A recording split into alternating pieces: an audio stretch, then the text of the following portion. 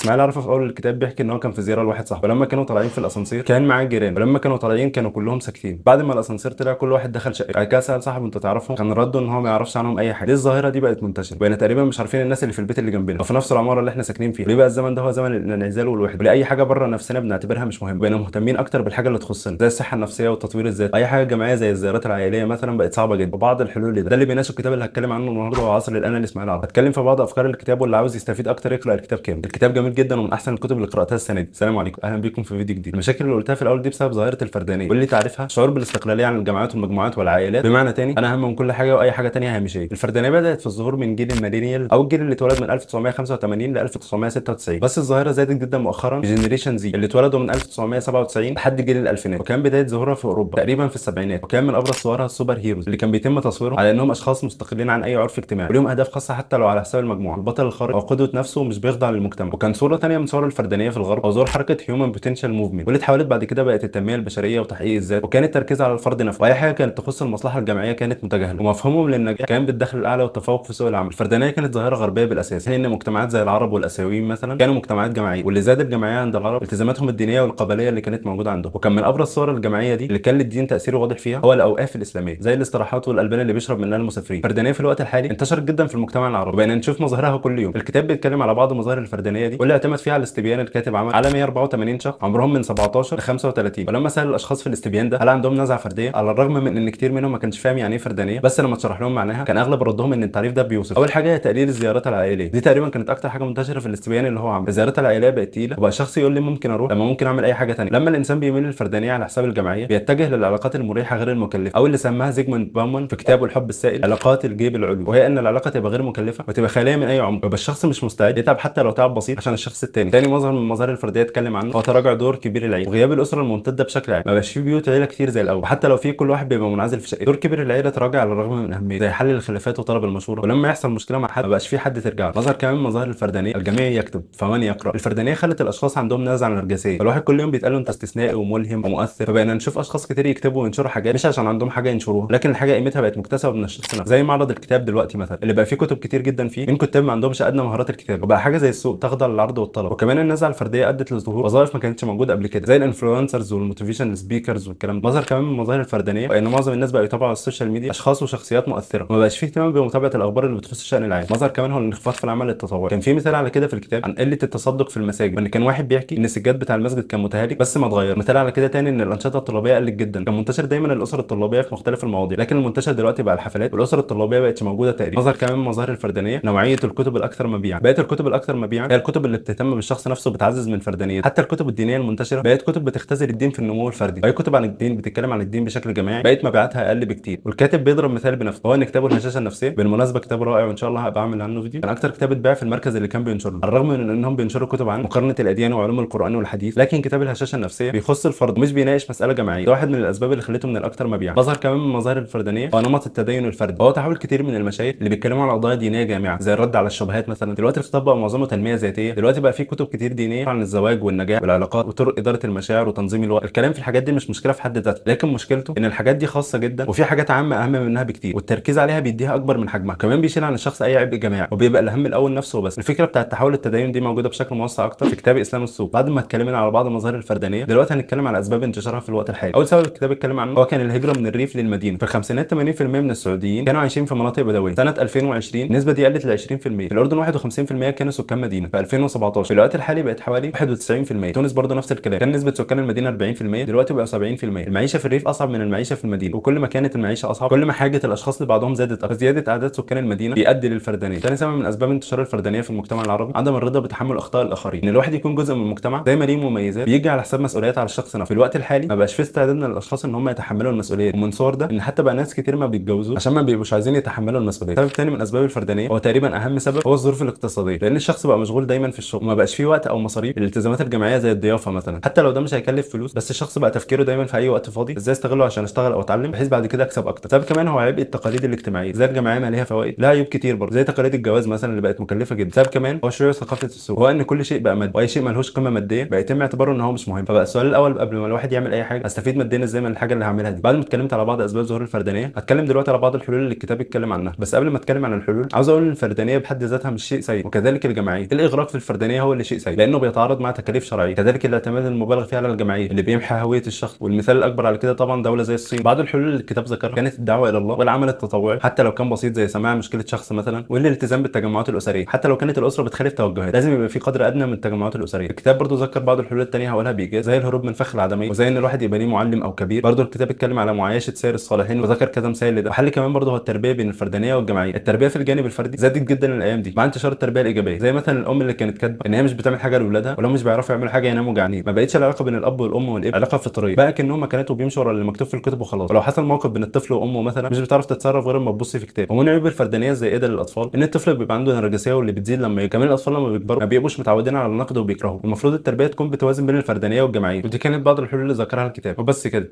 سلام عليكم.